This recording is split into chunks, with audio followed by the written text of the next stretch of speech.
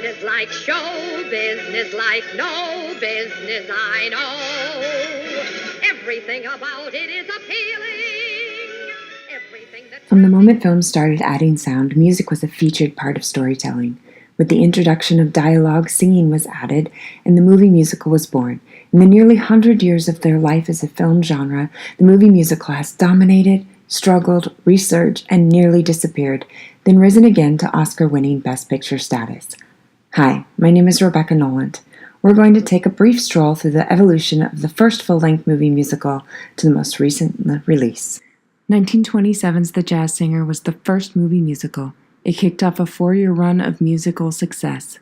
The studios were filled with musical fever and filmed over 100 musicals in 1930, but by 1931 the Depression began to affect the moviegoers, and the studio began competing by filming large spectacle extravaganza musicals, but the audience still wasn't buying it.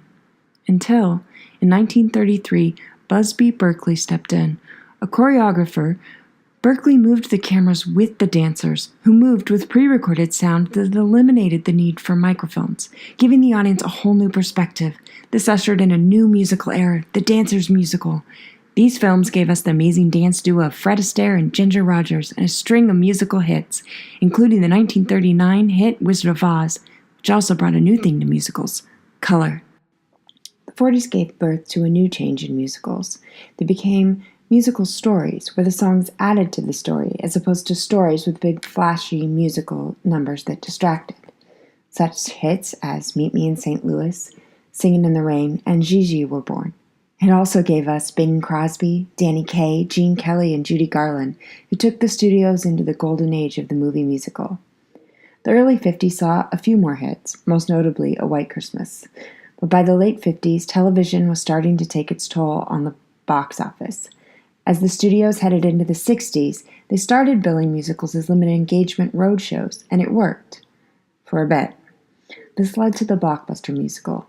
Some succeeded, like Mary Poppins, Sound of Music, Oliver, and West Side Story. And some, like Paint Your Wagon, Mame, and Man of La Mancha, failed to grab the audience's attention, and it seemed as if Hollywood might be ready to walk away from the movie musical. The 70s saw a few scattered hits with Fiddler on the Roof and Cabaret. The success seemed to focus more on the heavier topic movies, while the campy, happy musicals of previous decades' success flopped.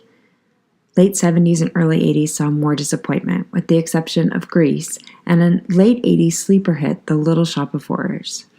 Then in the last year of the 80s, a new movie musical began to dominate. The 90s became the age of the Disney animated musical. The Little Mermaid kicked it off in 1989, followed by Beauty and the Beast, Aladdin, The Lion King, and The Hunchback of Notre Dame. The early 2000s saw a sprinkling of hits like Chicago, Moulin Rouge, and Hairspray, while others missed like Mamma Mia and Phantom. The sweeping epic Les Miserables stumbled, but it ended up holding on and earning a Best Actress nomination and win for Anne Hathaway.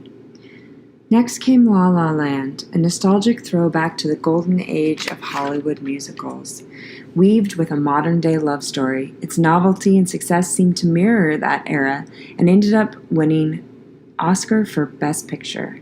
Which brings us to today, where once again Disney is launching its hat into the musical ring, this time taking their animated hits that had succeeded as Broadway shows and turning them into live-action musical adaptations. Their first effort, Beauty and the Beast, was a sweeping success, and it looks like the blockbuster musical is ready again to fly.